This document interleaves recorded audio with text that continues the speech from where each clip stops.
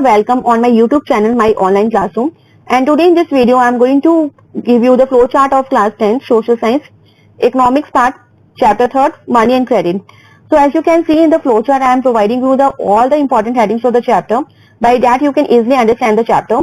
So first of all, it is given the main heading of this chapter. It is medium of exchange. Okay. So money we use as a medium of exchange. So that time also, for the medium of exchange, there are two types, barter system, and second one is the money. Okay. So now we are going to understand what is the meaning of barter system.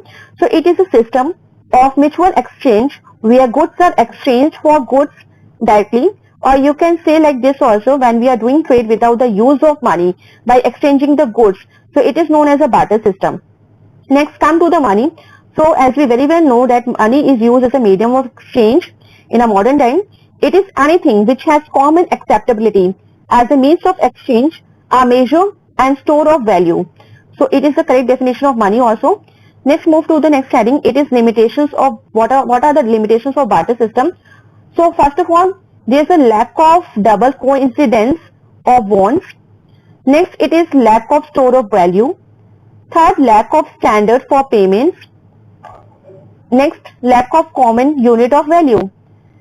Next main heading of this chapter, it is modern forms of money. If you are going to see the modern forms of money, so here it is two types, deposits with banks and second currency.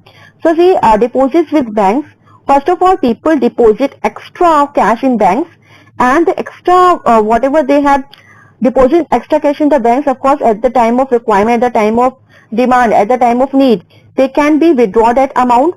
So that is known as a demand deposit. Even can be used for payments. Whatever amount they have deposited in the bank, they can be used that amount as a mode of payment. So like the transfer, check, demand draft and in a money order form. Come to the currency. So here it is authorized by the Indian government. That's why it is acceptable throughout the country. For example, paper, notes and coins. Next, move to the next main heading. It is loan activities of a bank. How the banks they are doing their loan activities. How the depositors, those who have the extra income, extra money, they are coming in the bank and they are depositing their money and they are getting some interest also. Now, in the same place, the bank. So bank is also become a mediator between the two persons, those who want to deposit the money as well as those who want to take the loan from the banks. So it is a correct place where both this person they can be served. So now it is important that borrowers, those who are taking loans, they have to also pay some interest to the bank. Now next move to the credit. So what is the meaning of credit? Of course it is known as a loan. So whenever any person is going to take the loan, so there are two types of sectors from where the people they are getting the loans. First of all, it is formal credit sector, formal sector of credit, and second it is informal sector of credit. See, under the formal sector of credit, banks, cooperatives are coming. And what are the main features of this? It is low rate of interest, easy repayment, documentation required, of course, here. And come to the informal credit. So here it is like money lenders, friends, traders, relatives. They are the people they are getting the loan from these places. So they are coming under this informal sectors. And here it is the features like high rate of interest, it is here. Repayment is not easy and no documentation is required. Next, move to the next heading. It is terms of credit. Of course, whenever a person is going to take the loan or going to take the credit, so of course some requirements are there, some terms of credit is there. So under that, and it is going to be applicable on especially in the formal sector. So first of all, they require collateral.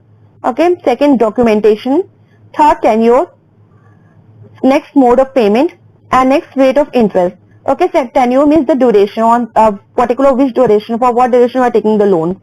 Next, it is coming self-help groups, which is in short form we can say SHGS. And under these three, I'm going to be categorize these self-help groups in three parts. First, about its functioning. Second, objectives. And next, advantages.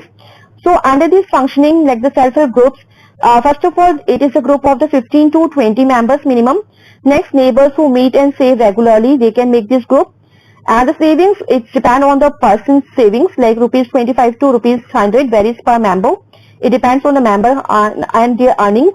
Next, it is grant small loans to members, and even it does not ask for collateral as security, and even any non-repayment is seriously followed up by other members. come to the objectives, if we are going to see the objectives of self-help group, so we can get like to create sensitive forum for addressing needs of people, to enhance participation, to inculcate saving habits in community. It is very useful, it is very good also.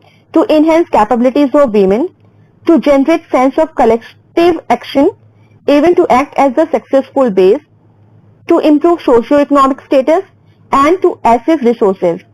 Last one, it is advantages. So what are the advantages of self-help groups? It is, first of all, it enables ownership of assets. It also helps in capacity building. It also helps or develops self-confidence and self-esteem. It also develops the habit of taking initiative, inculcates the sense of responsibility. Next, promotes mutual help and encourages resource pooling, even provides channel for functioning. So I hope by this flowchart you can easily understand the whole chapter. So thank you everyone, and please like, share, subscribe this channel for more updates.